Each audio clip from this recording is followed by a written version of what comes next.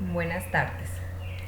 Con el mayor de los respetos por cada mujer o hombre que se convierta en mi potencial seguidor y tras observar y escuchar este material que hoy suba a la plataforma, ruego paciencia y comprensión si hierro al querer presentar una síntesis reflexiva de un conflicto tan extendido en el tiempo, pero que hace parte inherente de nuestra realidad como colombianos y colombianas, que pese a tanta desgracia y dolor en ya más de 50 años, no dejamos de lado la sonrisa, la generosidad, la esperanza, la resiliencia y lo que es mejor, nuestra impronta de colombianos echado para adelante. Debo comenzar diciendo lo interesante que resulta para mí observar y detallar que en más de 5 décadas de esta guerra sin cuartel se produzca un documental cuyo título ya predice lo trágico de esta realidad social y cultural. No hubo tiempo para la tristeza.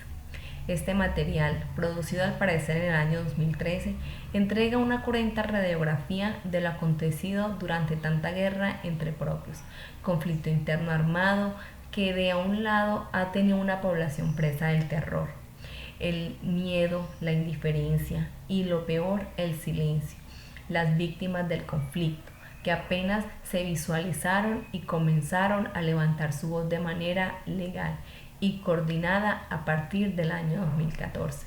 Entre comillas legal, pues su voz, pues la voz de esas víctimas nunca ha sido ilegal.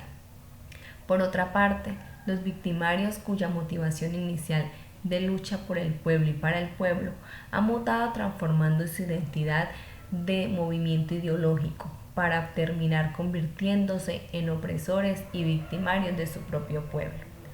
Hoy día, investigaciones serias como la que hemos propuesto durante el desarrollo de los cortes 1, 2 y 3 de este proceso educativo en el tema de filosofía de la paz y de la guerra, cuenta por fin con aproximaciones históricas como las contenidas en este primer video y en el segundo, gracias a que por fin las víctimas rompieron el silencio y emergió la memoria. Ahora entro nuevamente a observar los detalles del primer filme y puedo creer en los diferentes procesos que han degradado nuestro relacionar social, político, económico y cultural, como sociedad y país. Han habido espacios suficientes para dibujar la verdad y crear suficientes paradigmas que para nada corresponden a la verdad. Suerte de que la guerra es la negación de la diferencia y de la verdad. Nuestra memoria de colombianos urbanos, refiriéndome a aquellos compatriotas que habitan las grandes ciudades de nuestra Colombia, se queda corta y no conoce, y tampoco entiende del todo el dolor que hemos sufrido muchos, que como en mi caso habitamos en sectores golpeados por la realidad indolente, de guerra y la indiferencia a la negación de la verdad. Aproximar cifras y detallar hechos sería largo y tedioso, suficiente solo entrever cómo en los últimos 54 años sumamos ya más de 220.000 muertos, mucho más que 25.000 desaparecidos, 95 atentados con bombas, 6.000 niños reclutados, 27.000 secuestros, 1982 masacres y un escalofriante total aproximado también de 5.700.000 desplazados. Siguiendo con cuidado el filme, se constata cómo la disputa de tierras y la exclusión política son causas básicas de la guerra en Colombia. Indígenas borrados culturalmente que luchan por mantener viva su cultura, pueblos en vía de extinción que se resisten a morir. Al igual nuestros campesinos, porque esta ha sido una guerra rural que, por así decirlo, ha respetado las grandes y bien custodiosas urbes. A todo esto se suma la concentración de la tierra, un modelo agrario excluyente, intereses mezquinos de narcotraficantes y el fenómeno de la coca. Es angustiante escuchar frases de nuestros campesinos como aquellas de un habitante de San Carlos, Antioquia. Uno extrañaba cuando no había muertos, perdón, pero me olvido. Para terminar mi acercamiento a este primer video, dejando atrás tanto por argumentar y entregar a la memoria, quiero resaltar la tenacidad de la mujer colombiana, quienes incluso se organizaron y produjeron fenómenos de gran valía como el del Valle Encantado, en Córdoba, donde un grupo de madres le arrebataron al líder paramilitar del momento a sus hijos, quienes habían sido reclutados para la guerra y la muerte, pero que gracias a esas mujeres hoy son fichas sociales de la paz, padres de familia y por tanto la semilla floreciente de nuevas generaciones en Valle Encantado. Cierro el video presentando el trágico hecho de Bojayá como un error de práctica militar, que mejor puedo yo ver como un error de táctica social y de deficiente práctica democrática y de pertenencia sociopolítica, de un pueblo engañado y arrastrado a la ignorancia sobre su realidad como generadores de un tejido social justo, participativo y próspero.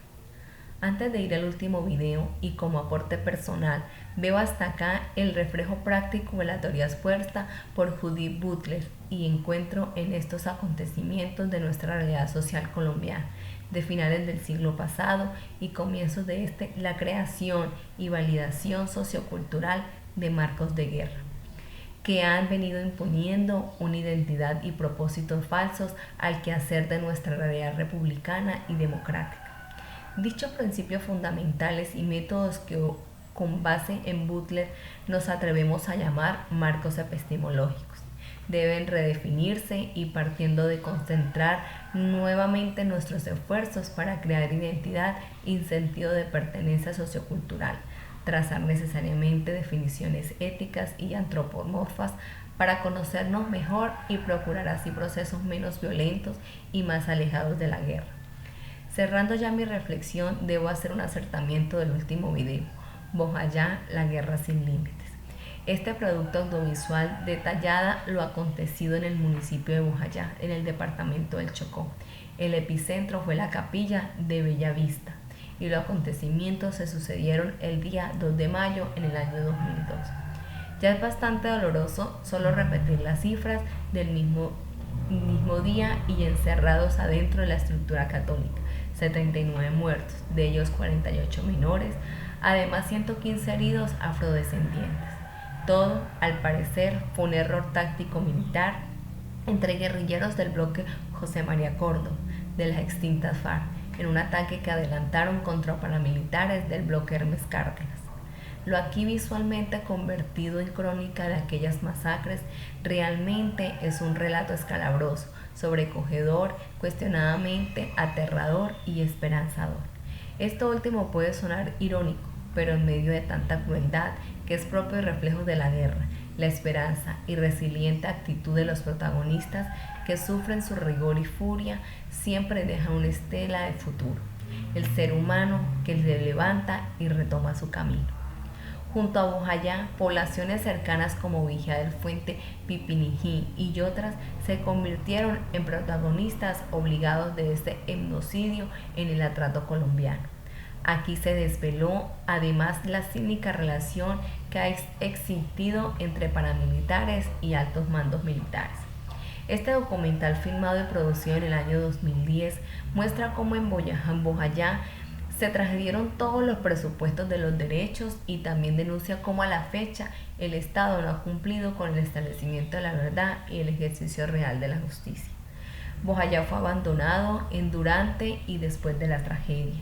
Además, esta cruenta experiencia es un recordatorio más del cómo el Estado premia a los victimarios y deja podrir a las víctimas. Ahora concluyo compartiendo esta última reflexión. ¿No son acaso los procesos políticos los escenarios pertinentes para que una sociedad encuentre consenso del qué y cómo adelantar caminos propios para forjar comunidades justas y propositivas? Estoy segura que sí. Entonces, ¿qué puede estar fallando? Esto es una verdad que debemos construir todos como comunidad o especie. De no ser posible, entonces la guerra seguirá produciendo escozor y levantando gritos silenciosos como el que utilizo para despedirme.